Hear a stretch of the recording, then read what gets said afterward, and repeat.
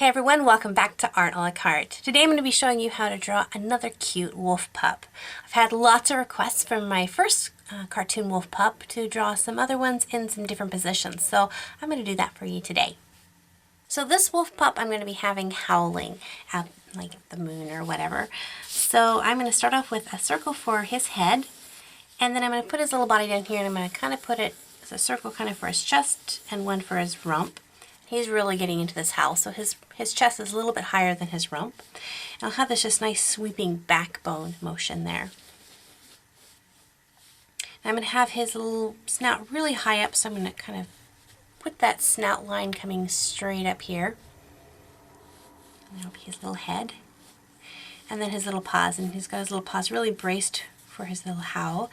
And his little hind legs out back behind him. His little tail.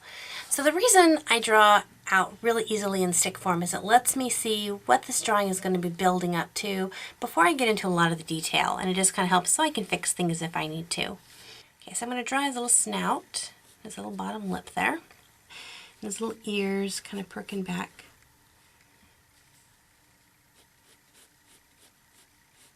And then kind of coming back with his cute little head, and then come down with a little bit of a tuft for the front of him. And then I want his little shoulders here, and then come out with his backbone up over his back haunches.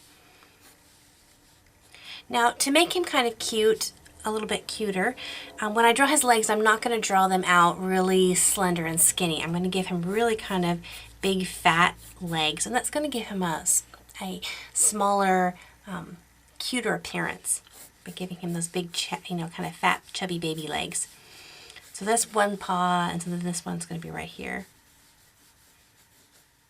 Even though in real life they would have, not super thick legs, their legs would be kind of tiny and scrawny.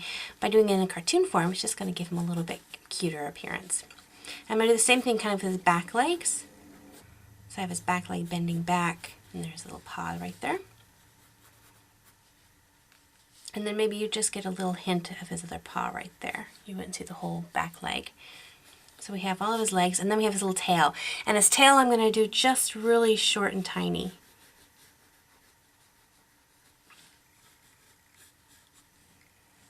And we'll put his little eye in there. So we have him really roughly sketched out. So I'm going to take my gummy eraser, and I'm going to clean up the lines that I don't need. So now that I have the lines erased that I don't need anymore, I can go ahead and back with my pencil and just darken in and kind of commit to the lines that I really do want. Now you can either do this with a really dark pencil, or you can do it with a ink pen, whichever you want to do.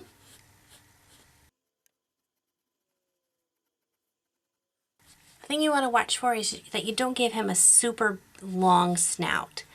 You want it kind of a little bit shorter than what you normally would put, and that's going to give him more of a baby appearance. Put a little shine on there.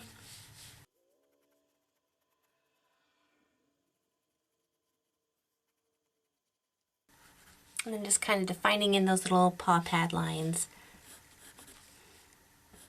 And you'll see while I'm drawing him, you'll see that some of these fur lines I'll keep just a single line. And then other ones I'll kind of put more of a jaggy appearance. It's going to give the interpretation of fur. So where you want to put these jagged lines is anywhere that the fur line will be bending. So as I go along this back here, it's going to be smooth. But as it curves down around his rump, it's going to disrupt the flow, so some of the fur would kind of stick out a little bit. On his tail it'll be a smooth line going up, but then on the back side I'm going to have a little bit more of a rough. Smooth along the side of his leg until it comes to the knee, and then kind of a little rough around there. Just like so, and then kind of jaggy underneath for his belly.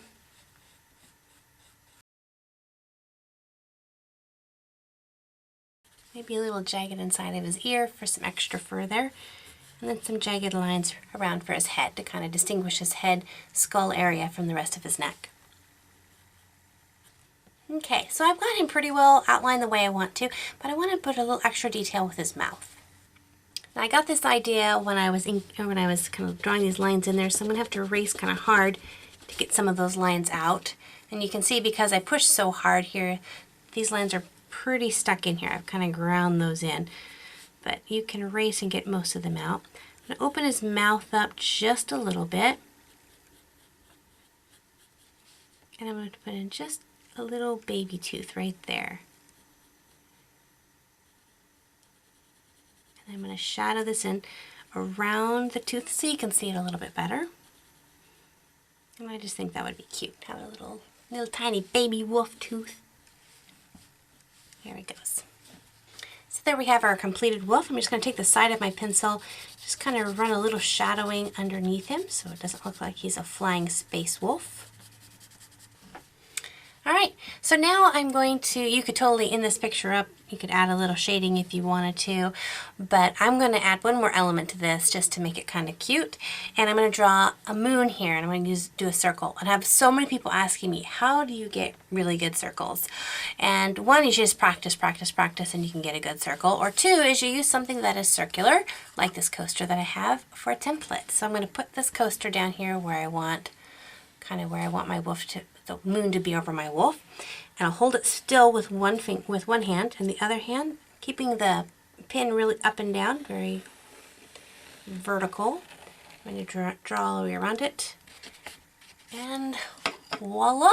There's my moon that my wolf is howling to. So I'm going to draw a little bit of a ledge for him to be standing on. There we go. So that's really cute. I'm going to add a little shading here to kind of put a little distinction between him and the moon.